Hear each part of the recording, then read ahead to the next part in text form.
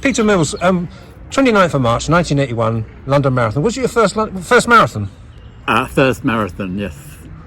I was an 800-metre runner, and the London Marathon was publicised, and it seemed like it was going to be quite a big event. So a lot of the people at my club, which was Medway, thought it'd be a good idea to enter.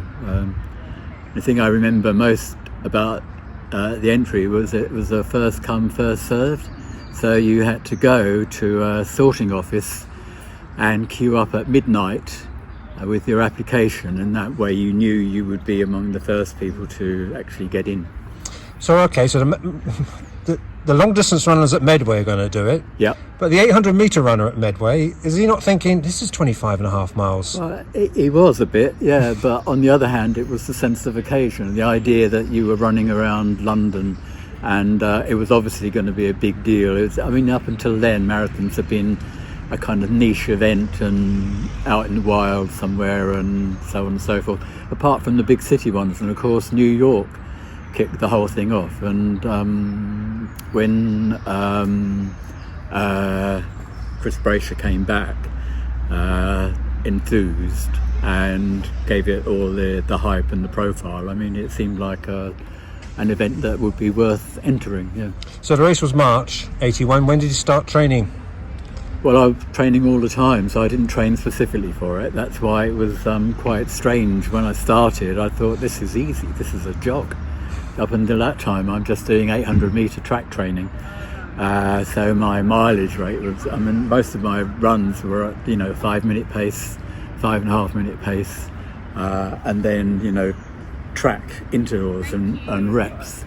And so then the start went, and it just was like a walk in the park. I was just thinking, well, marathons, there's nothing to this. This is complete doddle. Then, of course, I discovered at mile 18 that there's actually significantly more to it than just running. And mile 20 was definitely a wake-up call. So, yes, the last 6 miles. It's true what they say, that a marathon is divided into 2 halves, the first 20 and then the last 6. So the last 6 was very painful. And there are things like Tower Bridge and the cobbles, wasn't there? Or the Tower London and the cobbles. That was pretty sore and things like that. It was, yeah.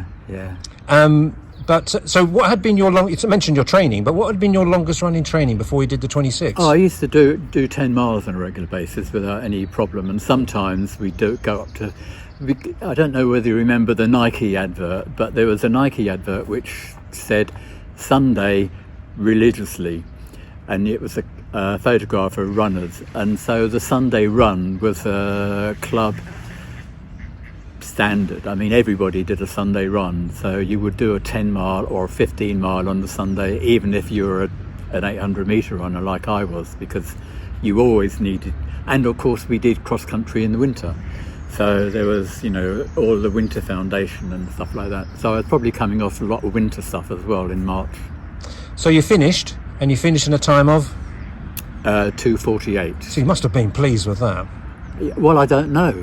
I didn't know what marathon times were like. I think I was relieved more than anything else. And then I saw the time 2:48, and then I saw all my mates, and they were 2:35, 2:36, 2:20, whatever. And I was thinking, oh well, no, it's not that great. That's a good point, because when David Coleman commentated, he said the back markers will be somewhere after 4 hours, and actually Robin Campbell sort of said to me in the earlier interview, what were you doing this race if you're slower than 3 hours? Exactly. This is, there was this big, we were very sniffy. People that ran over 3 hours for a marathon weren't runners, they were another class of joggers or what. We were very elite. Not in performance, but in where we were snobs basically. So there was that. And was that your final marathon? Final? Yeah. No. I think I did about 6 Londons altogether, and then various. Because I thought to myself, well, maybe I am a marathon runner. Maybe I'm not an 800-metre runner. So the following year, I upped my mileage. I was doing about 120 miles a week, I did in the October. I did New York, and the reason I did New York is I thought it would be fast. So I was going to go for a 2 hours 30. So I went to the 2 hour 30 time bay. What I didn't take into account was that Americans are very aspirational and ambitious. So it was full of fat guys who clearly were smoking cigars, and it was a complete nonsense. So the gun went, and everybody was, "Hiya, homie, how you doing?" And they were just, so it took quarter of an hour to do the first half mile. So that was the time all gone. But that was my aim, and I eventually got down to it with a 2:30, about a couple of years later, I think. And skipping a couple of decades later, as we are today, sorry about that. It flies by. Many, 4 decades. Four actually. decades later, you're still involved in running. Yeah. What is it about running that you're still doing? It's for me, because I'm a creative person, it's the opportunity to get out and think. So, but the actual physical act of running, I still enjoy. I mean, the feeling of your legs moving, your arms moving, everything is nice and calibrated, and the weather is usually nice, and the scenery is nice. So it's pleasant, So I know we haven't had parkrun now for a year, Yep. but when we did, they were getting up to 400 people on a Saturday morning. You see the London Marathon with 40,000 people. Do you celebrate that? Do you think that's great? Absolutely. It's worthwhile. It's not just the 40th anniversary of the London Marathon, really. It's the 40th anniversary of the mass running boom, because from there on in, because it was televised, it set off a whole new cohort of people that I thought, well, I'll give that a go. So running clubs started, jogging clubs started.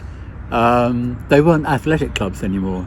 You had running clubs now, people that were geared to promoting running as a recreational activity, with maybe a marathon in mind as well. And we do see now, especially lockdown, even this morning I'm driving around, see a lot of people out running. Yeah. So, and you're a member of Harlow Running Club. Yeah.